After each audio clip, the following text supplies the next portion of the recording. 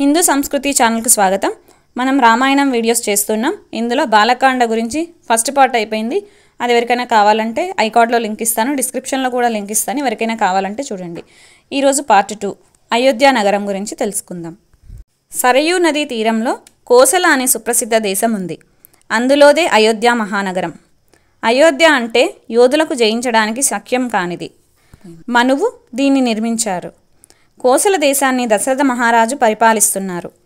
అతడు సూర్యవంశం వాడు, మహావీరుడు, దేవతల పక్షాన రాక్షసులతో ఎన్నో మార్లు యుద్ధం చేసినవాడు, ధర్మపరాయణుడు, ప్రజలను కన్నబిడ్డలలా చూసుకునేవారు. వశిష్ఠ వామదేవులు అతని ప్రధాన పురోహితులు. సుమంత్రుడు మొదలుగా గల 8 మంది మంత్రులు. ఇతని పాలనలో కోసల దేశం భోగభాగ్యాలతో విలసిల్లింది.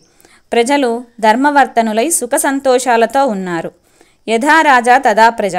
రాజు ఎలా ఉంటే ప్రజలు అలాగే ఉంటారు. ఎన్ని ఉన్నా సంతానం లేదన్న చింత దశరథుణ్ణి కుంగదీసింది. సంతాన ప్రాప్తి కోసం అశ్వమేధ యాగం చేయాలన్న ఆలోచన కలిగింది. వెంటనే పురోహితులు గురువులతో సమావేశమయ్యాడు. మనసులోని మాట చెప్పాడు. వారు తదాస్తు అన్నారు. సరయూ నదికి ఉత్తర తీరంలో యజ్ఞవేదిక సిద్ధమైంది. మంత్రి సారథి అయిన సుమంత్రుడు ఈ యాగానికి ఋష్యశృంగ మహర్షిని ఆహ్వానిస్తే ఫలమవుతుందని సూచించాడు. ఋష్యశృంగుడు విభాండక మహర్షి కుమారుడు, నిష్ఠాగరిష్ఠుడు. అతడు ఎక్కడ ఉంటే అక్కడ వానలు బాగా కురుస్తాయి. దశరథుని ఆజ్ఞ మేరకు ఋష్యశృంగుణ్ణి సగౌరవంగా పిలుచుకొని వచ్చారు.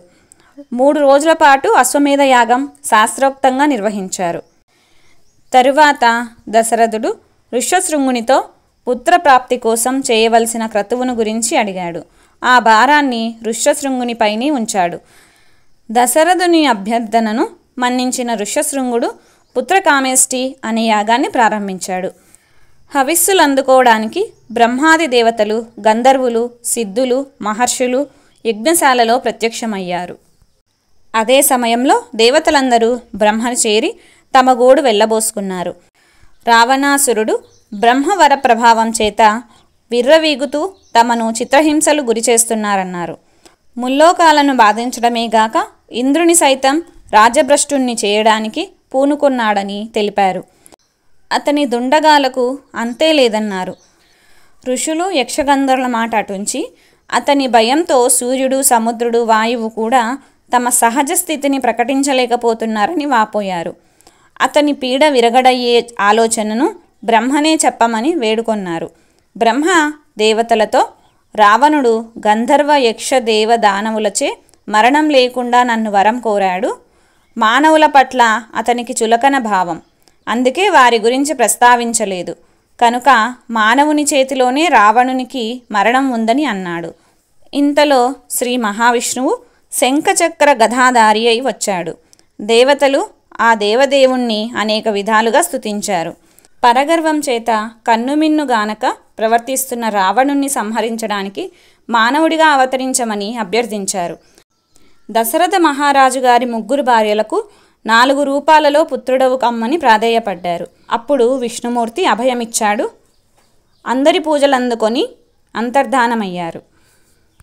దశరథుడు పుత్రకామేష్టి చేసినప్పుడు యజ్ఞకుండం నుంచి గొప్ప తేజస్సుతో కూడిన ఒక దివ్య పురుషుడు ఆవిర్భవించాడు. అతడు బ్రహ్మ పంపగా వచ్చినవాడు. చేతిలో బంగారు పాత్ర, వెండి మూతతో అందులో దివ్య పాయసం ఉంది. దాన్ని దశరథునికి అందించాడు. ఈ పాయసం సంపదలనిస్తుంది, ఆరోగ్యాన్ని పెంపొందిస్తుంది, అన్నిటినీ మించి సంతానాన్ని ప్రసాదిస్తుంది అన్నాడు. పేదవానికి పెన్ను దొరికినట్లయింది దశరథునికి. అతని మనస్సు ఆనంద తాండవం చేసింది. దివ్య పాయసాన్ని తన భార్యలైన కౌసల్య, సుమిత్ర, కైకేయిలకు పంచాడు. సంవత్సర కాలం గడిచింది. చైత్రశుద్ధ నవమి నాడు కౌసల్యకు శ్రీరాముడు జన్మించాడు. దశమి నాడు కైకేయికి భరతుడు, సుమిత్రకు లక్ష్మణ శత్రుఘ్నులు జన్మించారు. ఈ వార్త విన్న అయోధ్య ఆనంద సముద్రమైంది. రామలక్ష్మ భరత శత్రుఘ్నులు శుక్లపక్ష చంద్రునిలా పెరుగుతున్నారు. వేదశాస్త్రాలను అభ్యసించారు. ధనుర్విద్యలో నైపుణ్యం సంపాదించారు. విజ్ఞాన కనులయ్యారు. ఉత్తమ విద్యార్థులకు ఉండవలసిన లక్షణాలివి.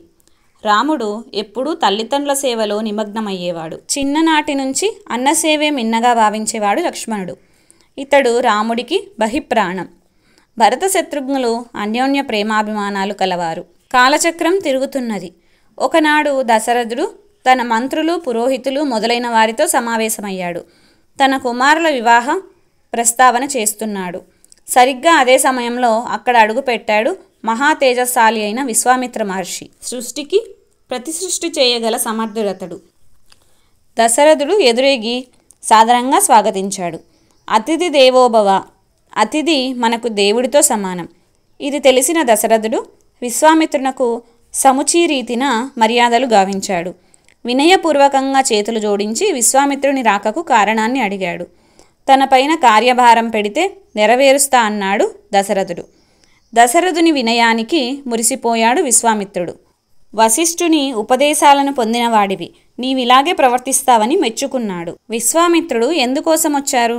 దశరథుణ్ణి ఏమని అడిగారు? దశరథుడు ఆ విషయాన్ని ఒప్పుకున్నారా? ఈ విషయాలు తెలియాలంటే బాలకాండ పార్ట్ 3 చూడండి. మీరిప్పుడు ఈ కథ విన్నారు కదా, దీనికి సంబంధించి కొన్ని ప్రశ్నలు అడుగుతాను, సమాధానం కామెంట్ చేయండి. అయోధ్య మహానగరం ఏ దేశంలో ఉంది? రెండవ ప్రశ్న, దశరథుడు సంతాన ప్రాప్తి కోసం ఎన్ని యాగాలు చేశారు? వాటి పేరు ఏమిటి? మూడవ ప్రశ్న, దశరథునికి ఎంతమంది భార్యలు? వారి పేరేమిటి? నాలుగవ ప్రశ్న, దశరథునికి పుత్రులు ఎంతమంది? వారి పేర్లేమిటి? ఐదవ ప్రశ్న, రాముని తల్లి ఎవరు? రాముడు ఏ రోజు జన్మించారు? ఆరవ ప్రశ్న, దశరథుని ఇంటికి అతిథిగా ఎవరు వచ్చారు?